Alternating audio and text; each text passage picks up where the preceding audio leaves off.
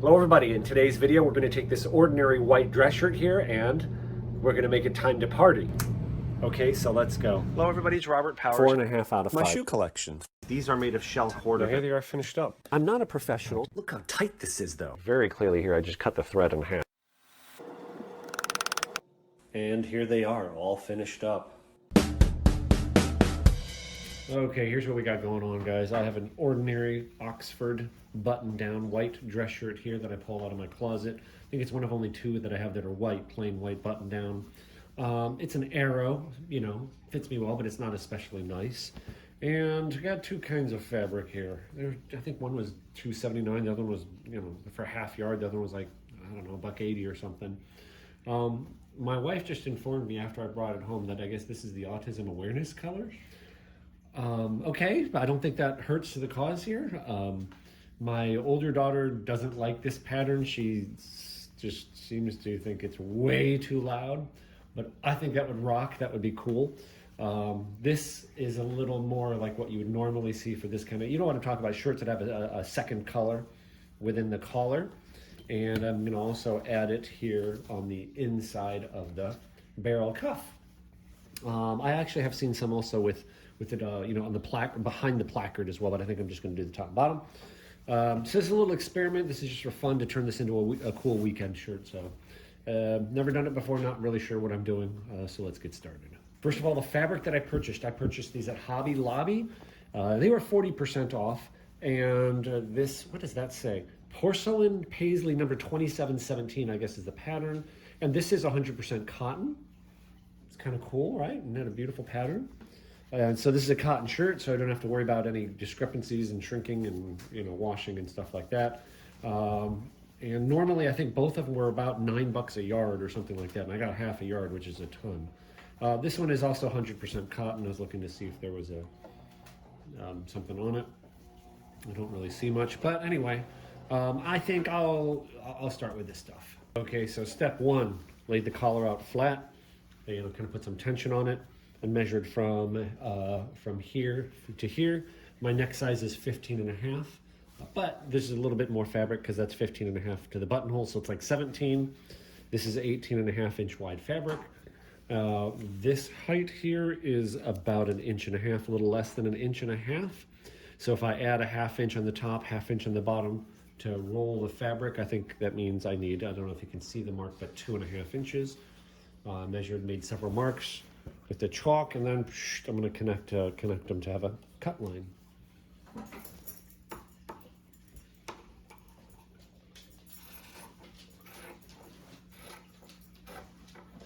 Oh.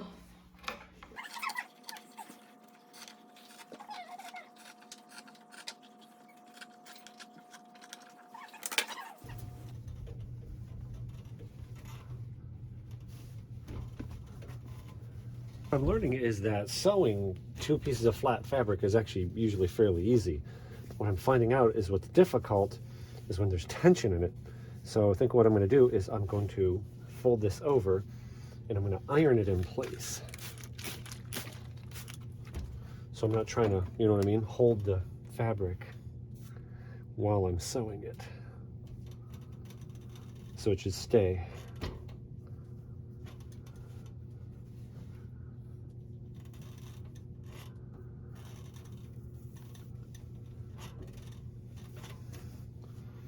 This should give me a nice clean edge, I think. I hope.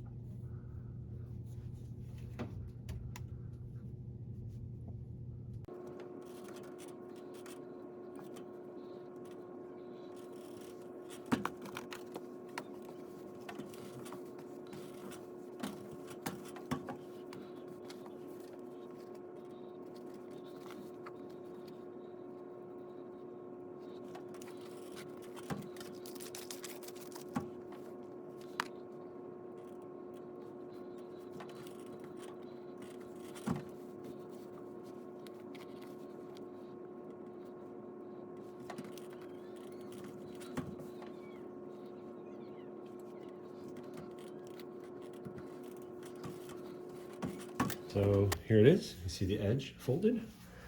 And the tricky part's going to be that corner. I'll have to figure that out. But I think you get the idea. I've got it set up. See what happens. I'm leaving the end. I'm not. I'm leaving a gap. I'm going to finish the end from the other direction.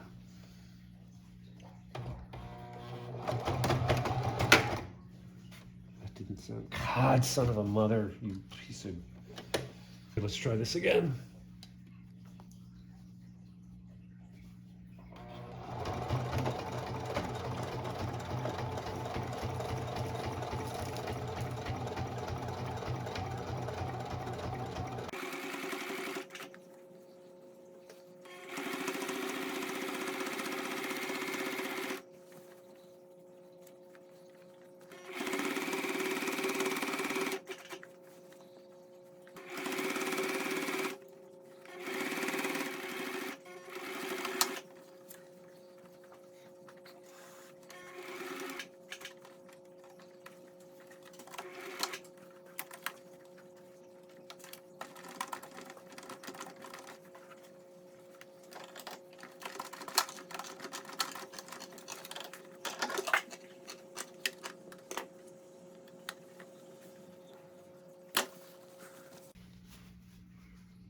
Okay, that worked. I just gotta get this curve somehow. Okay, I think I got it kind of, I think I have it kind of folded under there, so it's gonna look pretty neat.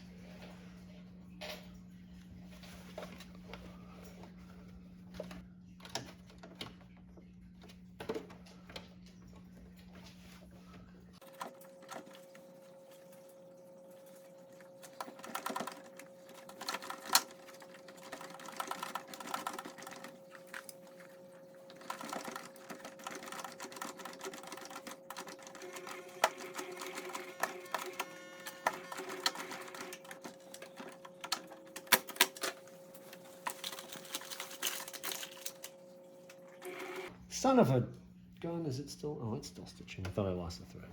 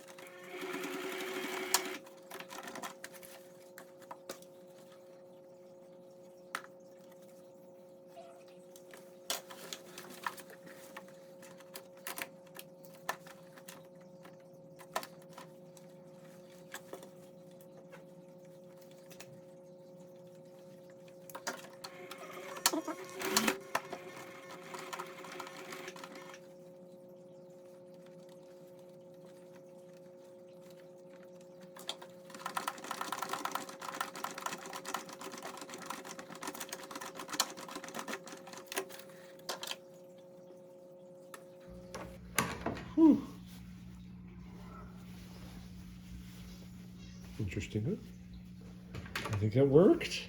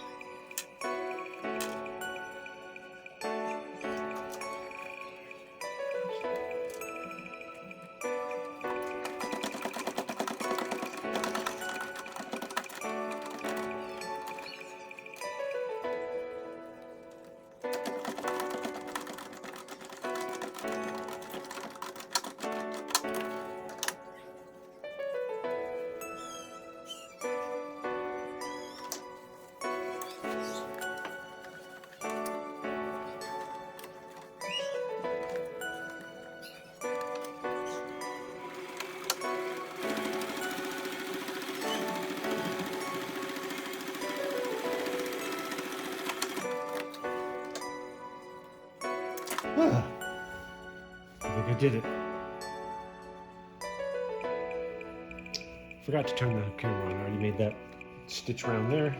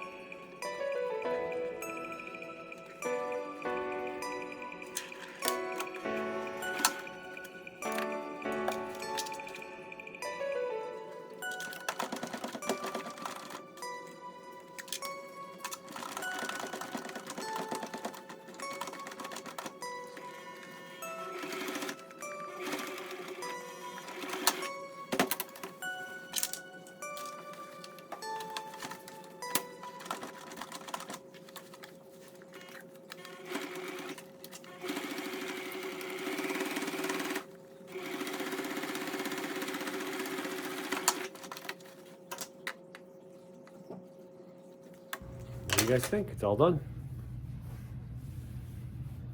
Is that kind of cool? It'd be better to wear it with a V-neck t-shirt. Is this a V-neck? I can't tell. But you understand, right?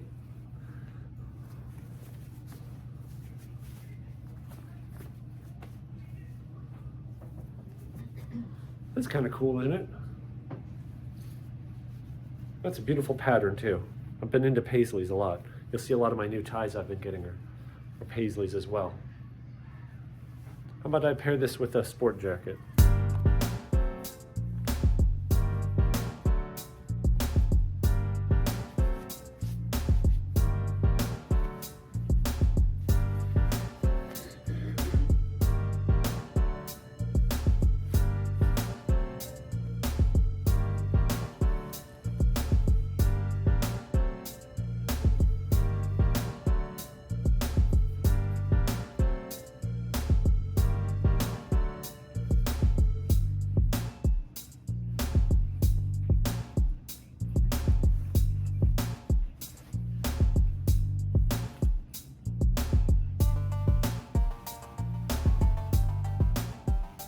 All right, I'm going to take another run at this with this very loud fabric here.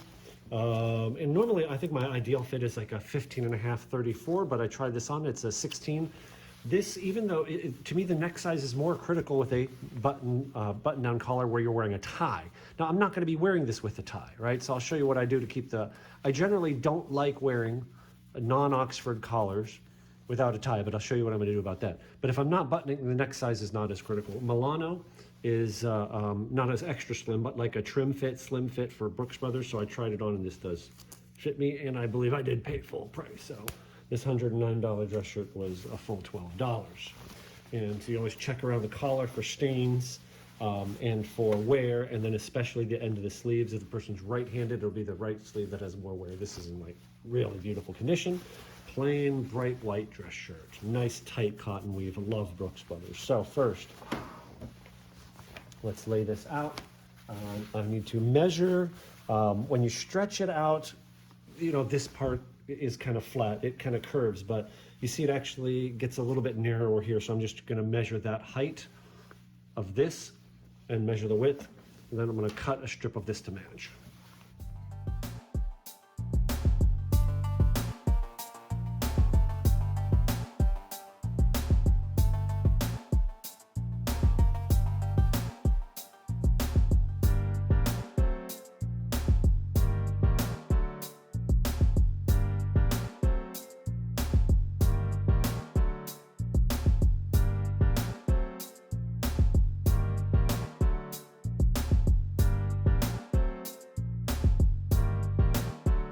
So learning from the last time, I think here's what I'm going to do. I've got the one end here. I'm going to flip it over. I think what I'm going to do is I'm going to pre-fold this before I sew it.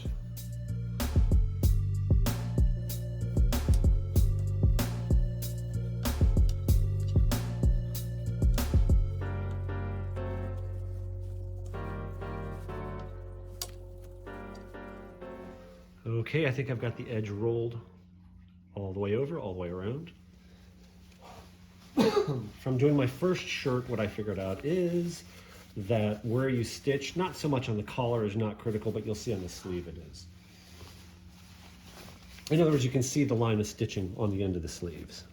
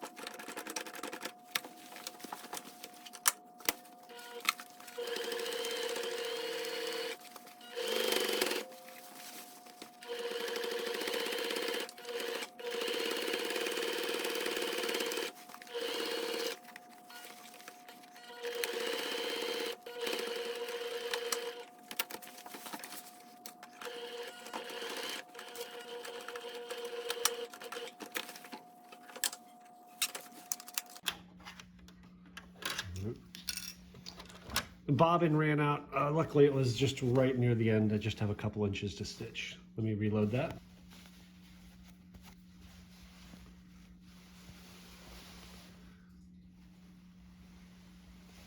The bottom stitch there got away from me a little bit. Remember, I'm not a professional, right? It's not a how-to, but the top stitch I think is a little more important because that's the one that can be seen, and I think really only, out here and out here is where you may see it. Now I'm going to lay out the fabric for the ends of the sleeves. For this end, let's measure it out. Basically what we've got is a strip.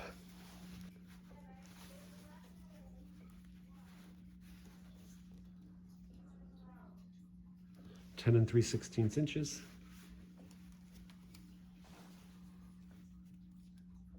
Nope, 10 and 1/8. Say 10 and 1/8 inch by just a 16th under 2.5. So 2 and what would that be? 1, 2, 3, 4, 5, 6, 2 and 7/16. So what that means I'm going to actually do is add a 1/2 inch on every side. So let me start with the length. And if the length was a little bit over 10, right, 10 and 1/8, I need like 11 and 1/8.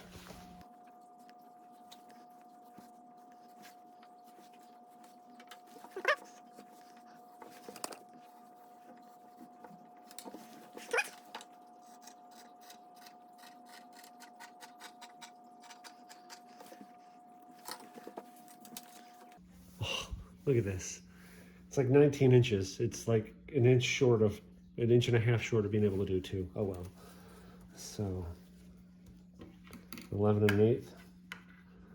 So that should be enough. I guess don't get lazy. Let me double check. That's 10 and 1/8, right? Yep, 10 and 1/8. So 11 and 1/8 would be enough.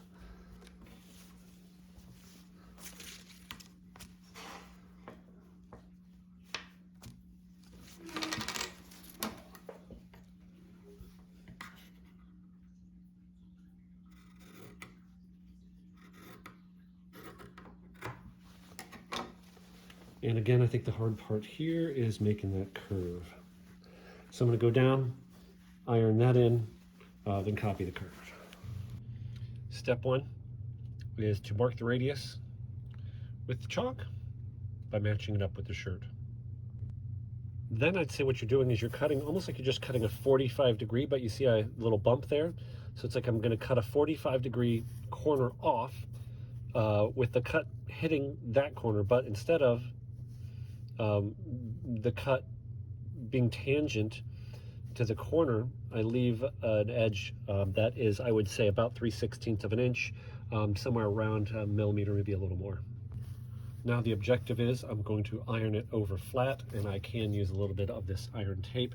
This is tape that you heat up with the iron, it acts like glue, it melts, and I want to iron that down in pieces. It doesn't have to look really pretty from the back, but you see I kind of got it folded over, folded over, folded over to approximate a curve. And here it is all finished up. Collar came out pretty good. And by the way, what I said I was going to show you, you just take some double-sided tape and you can stick the collar down. I'll show you how that looks.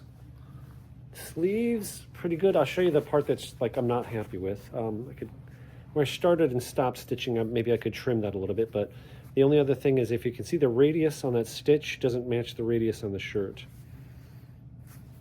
But I think you really only see that. See here, the corner doesn't quite match the corner. But now we're getting pretty close, I mean, in other words, you'd have to be really realistically a couple inches away from my shirt. And again, that radius doesn't quite match. So I'm going to try to get better at that, but the only way you can learn this stuff is by doing it. And I'll show you something else. Hold on. From the other fabric, I just took a little triangle, folded it over, and sewed it in there. Which kind of indicates, hey, this shirt is can be worn untucked. What do you think, huh? I think it's pretty cool. Drop in the comments what you think, if you think it's ridiculous. Remember, this is not for business, right? This is a casual shirt, okay? Obviously. Okay, guys, here's where I'm at. So I've been wearing the shirt, and it's kind of annoying because it just flops open like this because there's no button here down on the cuff. So I'm like, can I add a button? And then I YouTubed how to stitch a buttonhole, and if you would have told me 10 years ago even that I'd get excited about stuff like this, I thought you were insane. Can you see this right here? That is a buttonhole setting. This doggone thing that's a buttonhole foot that comes with the machine. And look at this, I was kind of practicing. It stitches buttonholes automatically. Now, obviously they're not phenomenal, but it's functional. So let's give this a shot. So I've got it kind of laid out where I want the buttonhole. See, this one goes sideways, but this one's gonna go this way. And it's gonna go about a 1/2 inch, starting here and going that way.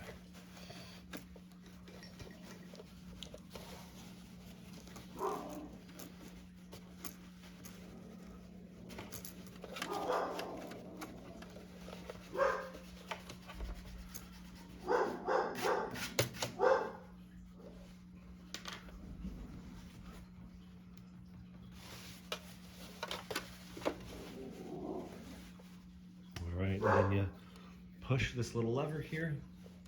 It is down already. Push it back. Got the foot pedal. And basically just hold the foot pedal down and keep your fingers crossed. Here we go. I'm nervous.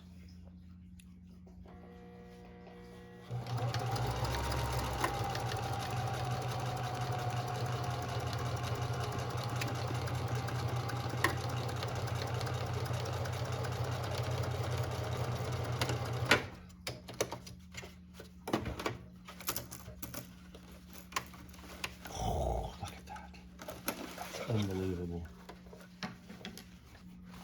Look at that thing. It's unbelievable, isn't it? Well, here's the scary part. It's got to make the actual hole. Where'd I put the seam ripper? Man, that is about dead center, too. Seam ripper. Putting a hole in my shirt. Gosh. One there.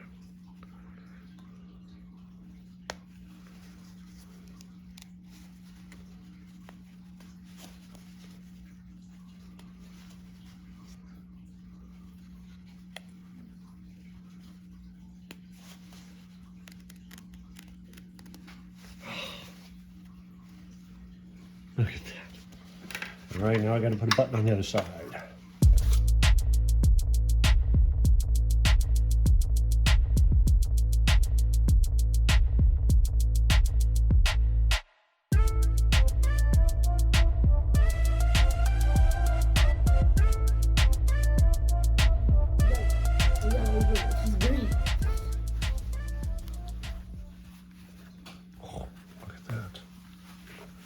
I've been so proud to button a button in my life.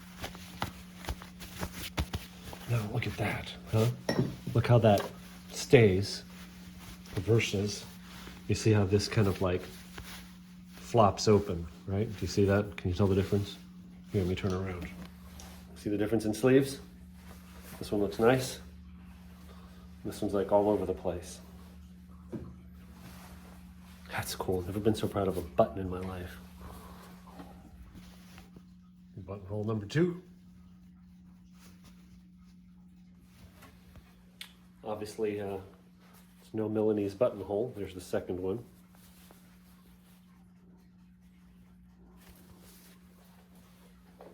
Not too shabby though, huh?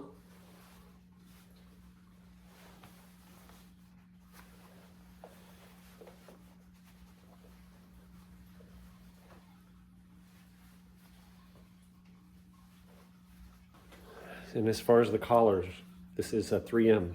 I think it's fabric tape, or it's double-sided tape. You just get it in the 3M section of the grocery store or whatever.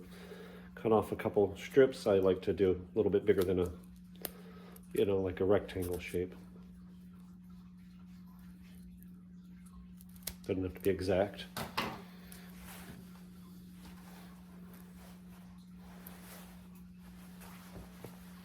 And I go not at the very tip of the collar. This doesn't even have collar stays in it right now. I don't think it's going to matter. Press it on.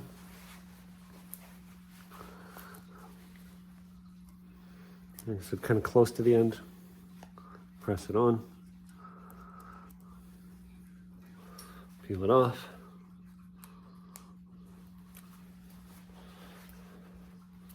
Make sure it's folded flat. You can feel where that tape is. You can feel it on the inside with your thumb. Then once you locate it, just press, press, press. Get that nice and flat. Press, press, press. Now you got a $1 million collar. And it'll stay like that when you have your jacket on.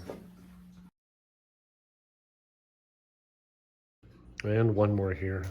They had a sale at Dillard's. You watch out, you can really save money. This is probably my second favorite dress shirt, is the Roundtree and York gold label. In this case, I guess they changed the logo. I couldn't really tell. Honestly, I had them side by side. 15.5, 34 slim fit. It's like an ideal fit for me in this. And they are normally, these older ones were, I believe, 50 bucks. I think they've gone up to $49.50. God, for 17.32 with tax, it was like 18.5 bucks. That is an awesome deal. It's an amazing deal. And I think they're up to $50 or 55 bucks now. So this is a half yard of fabric. This was from Hobby Lobby. And look at that beautiful color, right? And this was $1.99. I could probably do 50, not 50, I could probably do 10 or 20 shirts out of, this much fabric. Step 1, measure from collar, edge to collar edge, and add an inch. Step 2, measure the height, and I get about 1 3/8 inches. Add 1 inch, a ½ inch at the top, ½ inch at the bottom, so that's 2 3/8. Then measure off that amount, 2 3/8, a strip all the way across, and make sure that that 2 3/8 inch strip is at least 19 inches wide. And then I'm just gonna cut that out. Next, the sleeve end. The depth on it is about 2 5/8. So I need 3 5/8. This way it is 10 1/4, so I need 11 1/4. So I need a piece 11 1/4 by 3 5/8 inches. Next, on the sleeve end, trace out the outline of both ends of the sleeve with the white chalk. Then you're gonna cut this at an angle. The way I like to cut it is I leave about 1/4 inch, just a few millimeters, around the chalk line. Fold it over, fold it over. Then I use a little bit of this tape. This is like an ironing tape. That's what it looks like. And to hold that edge down, you just iron it down.